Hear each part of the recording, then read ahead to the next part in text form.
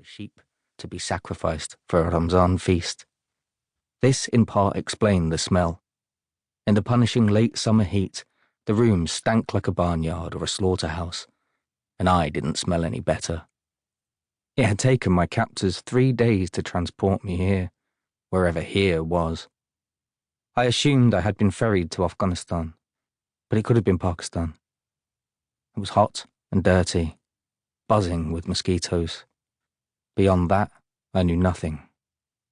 Clearly my location didn't matter. I wasn't leaving any time soon. I was restrained by chains, completely immobilized, similar to a death row criminal.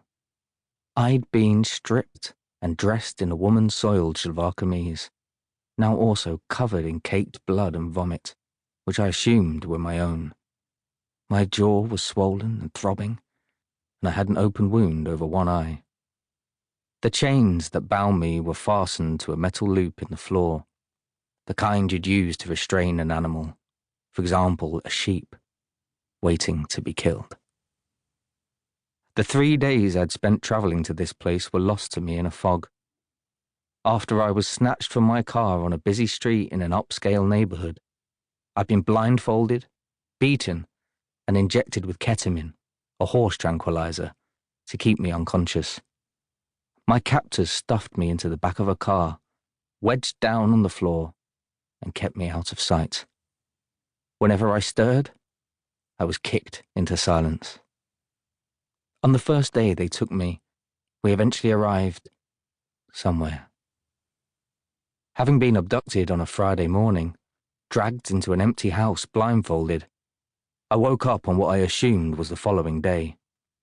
One of the captors recklessly pulled the pin from a grenade and placed it in the palm of my hand. He moved within an inch of my face and hissed in my ear in Urdu. "Have you ever held one of these before?" Later, he shoved the gun into my mouth and psychotically asked, "Have you seen one before?" I wasn't sure what he wanted me to say. I babbled something about money, about obedience, about how I'd give them what they wanted if they'd release me. "You're a valuable treasure," he shouted.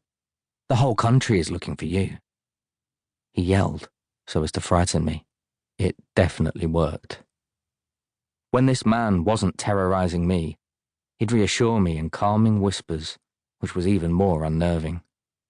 "Don't worry, you'll be home soon." He explained that he would collect the ransom and release me, and this would all be wrapped up in a day, maybe 2. His mocking laughter was followed by blows to my head and a syringe full of ketamine. Everything about the days right after my kidnapping was obscured in that ketamine haze, a half-remembered barrage of beatings and druggings and bark commands and darkness and barely recollected images. I recall waking up in the back of a car, begging them to stop so I could step outside and urinate. Someone in the car handed me a bottle. They all wore masks. I felt like a ghost travelling to hell. I started pleading with them to let me step outside by the road to relieve myself. "You've beaten me. You've cuffed me. You've kept me on the floor," I yelled. I kept jabbering. I was petrified. "I don't need this," the driver shouted finally. "Put him out." More ketamine. My next lucid moments were at an army checkpost on the outskirts of Lahore. I could barely see. I was in a burqa. My captors had disguised me as a woman and sat me up between 2 of the men in the back seat. As one of the men held a knife to my side, its point perilously close to cutting into me, he whispered, "If I hear a sound, I'll gut you." I was unaware that the whole country was looking for me.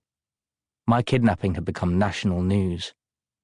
The ISI, Pakistan's intelligence agency, had found the safe house where I'd been held the day before. They'd found my broken sunglasses and a syringe used to inject me with ketamine, with samples of my blood in it. I tried to get a sense of what was happening through the netting of the burqa's eye holes, but the headpiece had twisted to the side. I was drenched from head to toe in perspiration from the searing heat and the ketamine coursing